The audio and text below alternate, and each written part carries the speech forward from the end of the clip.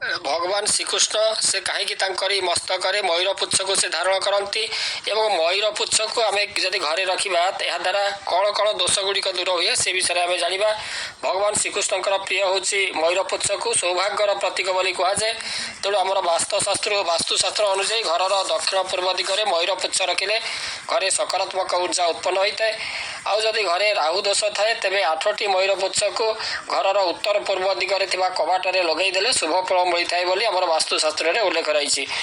तेणु आप ध्यान देवे आप जावा आसवा समय जो भाव में समस्त दृष्टि से जो कबाट उपर पड़ुव घरे टंका पैसार अभाव देखा जाऊे शुभ दिन देखी घर को मयूर पुच्छटे किणी आनी ठाकुर घरे रखिदेवे।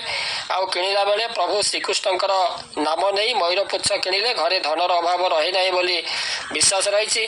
तेणु उत्तर दिगर स्वामी हेले कुबेर। तेणु यही दिगरे ट्रेजेरी हो आलमारी ये रखा शुभ। किंतु जदि घर दक्षिण दिगरे यह रखी ताले आलमीरा हो ट्रेजेरी भितर मयूर पुच्छ को सीधा भाव में आप ठिया कर रखिदेले घर धनर अभाव देखा जाई नथे बोली विश्वास कराए। एवं पिलांकर स्टडी रूम हो अथवा जो से पढ़ा टेबुल उपर मयूर पुच्छ रखिले से एकाग्रता वृद्धि पाई थाए बोली आमर जो विश्वास रही। तेरे मयूर पुच्छ केवल भगवान श्रीकृष्ण किंबा भगवान विष्णु किंबा जगन्नाथ एमाने धारण करती अन्न माने अन्न देवदेवी कहीं मयूर पुच्छ को धारण करती नहीं। भगवान श्रीकृष्ण तांकर बाल्यलीला संपादन करने गोपर राजा नंदंकर घरे तथा गोपपुर बाल्यकाल अतिबाहित करते। नंदसुत कान्हांकर सुंदर सुठल रूप गोपवासी मानकर विशेष आकर्षण केन्द्रबिंदु थिला।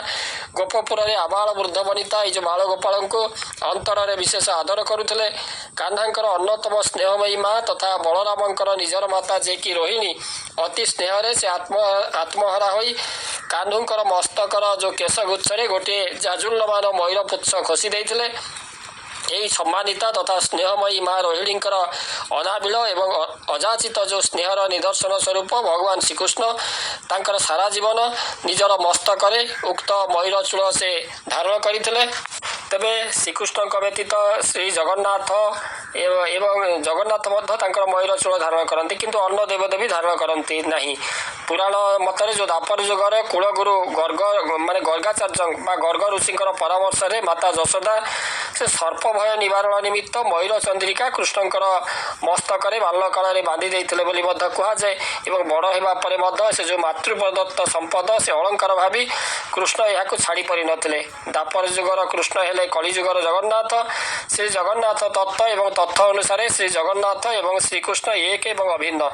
श्री जगन्नाथ अष्टकम वर्णन रही भुजे सब्बे वेणु शिरसि शिखि पोचंकटि तटे दुकुलं नेत्रान्ते सहचर कटाकं विदधते सदा श्रीमद्वृन्दावन वसति लीला परिचय जगन्नाथ स्वामी नयन पथगामी भवतु मे। तेणु कृष्ण एवं जगन्नाथ ए मयूर चंद्रिका धारण करथिबा बेले अन्न देवदेवी से जो मयूर चंद्रिका से धारण करती नहीं।